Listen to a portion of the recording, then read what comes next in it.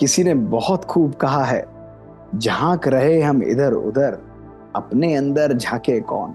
ढूंढ रहे दुनिया में कमियां, अपने अंदर ताके कौन। दुनिया सुधरे सब चिल्लाते, खुद को आज सुधारे कौन। पर उपदेश कुशल बहु तेरे, खुद पर आज विचारे कौन। हम सुधरे तो जग सुधरेगा, ये सीधी बात विचारे कौन। ओम शांति दोस्तों, नमस्कार।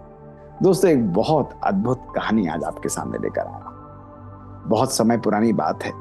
एक व्यक्ति ने परमात्मा की उपासना की और उसके सामने केवल एक ही इच्छा जाहिर की कि मुझे कुछ ऐसा मंत्र दो कि जीवन में मैं सदा खुशियों में रहूं, जीवन में सदा आनंद में रहूं और अपने जीवन में प्रोग्रेस करता रहूं। परमात्मा ने कहा, देखो ये मैं जरूर करूंगा, लेकिन उसके लिए तुम्हें मेरी बात माननी पड़ेगी। उसने कहा, मैं सब बातें मानने के लिए तैयार हूं। भगवान ने उसको 2 पोटलियां दी और उस इंसान को 2 पोटलियां देते हुए कहा कि देखो ये एक पोटली है, इसको आगे टांग और ये दूसरी पोटली को पीछे टांग।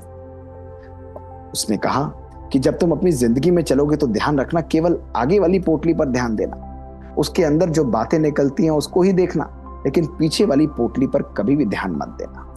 व्यक्ति बहुत खुश हुआ, उसने उस बात को गांठ मार ली और अपने कार्य पर चल दिया। दोस्तों, आगे जाता जा रहा था, आगे वाली पोटली को देखता और जब भी आगे वाली पोटली को देखता तो उसके अंदर उसे अपनी कमियों की लिस्ट दिखाई दे जाती। कहाँ कमियां हैं, कहाँ परेशानियां हैं, क्या सॉल्यूशंस हैं, दोस्तों यही वो देखता रहता। और इस तरह दोस्तों उसकी नजर बार बार स्वयं के ऊपर ही पड़ती, उसके ऊपर वो कार्य करता और अपनी कमियों को दोस्तों धीरे धीरे दूर करता चला गया। ऐसा करते हुए इसके जीवन में खुशियां आने लगी, जीवन में आनंद आया, धन भरपूर आया और उसका जीवन बहुत सुकून और शांति से दोस्तों चल रहा था।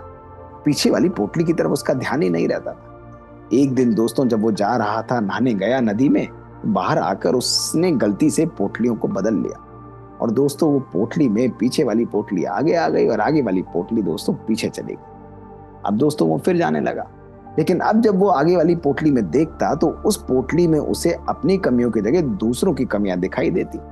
उसमें संसार में सब नेगेटिव बातें उसे दिखाई देती। दोस्तों ऐसा करते करते उसने दूसरों की कमियों को देखना आरंभ कर दिया। अब पूरे दिन उसका समय दूसरों को बुरा भला कहने में, दूसरों के बारे में विचारने में, उनके बारे में जजमेंट पास करने में दोस्तों निकल रहा था।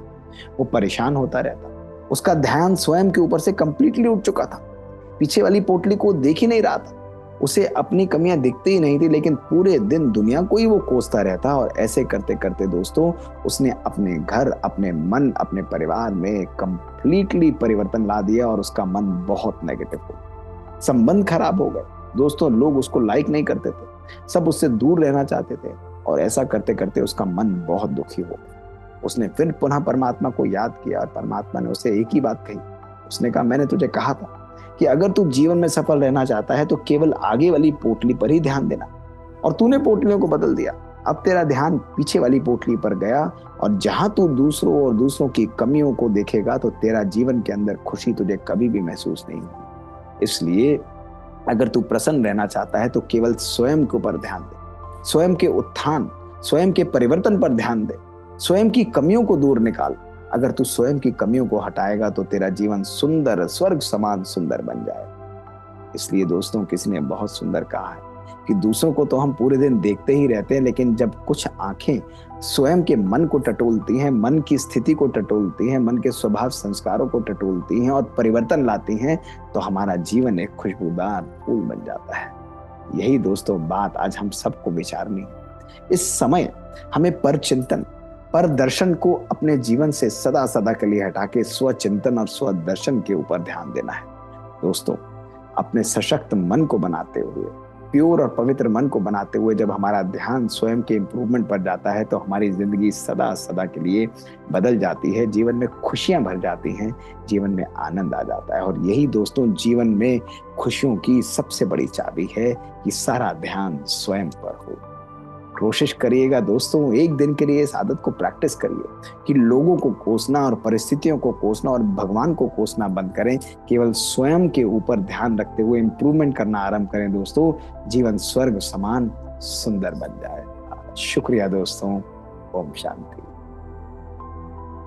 बात बात की इस सीरीज में दोस्तों ऐसी छोटी छोटी कहानियां हम आपके सामने लेकर आते हैं और यदि आपको ये कहानियाँ पसंद आती है या आपके पास कुछ ऐसे किस्से और कहानियाँ हैं तो हमें लिख कर भेजें। हमारा ईमेल है bkdrmohitgupta@gmail.com। हमें इंतजार रहेगा आपसे सुनने के लिए। शुक्रिया दोस्तों। ओम शांति।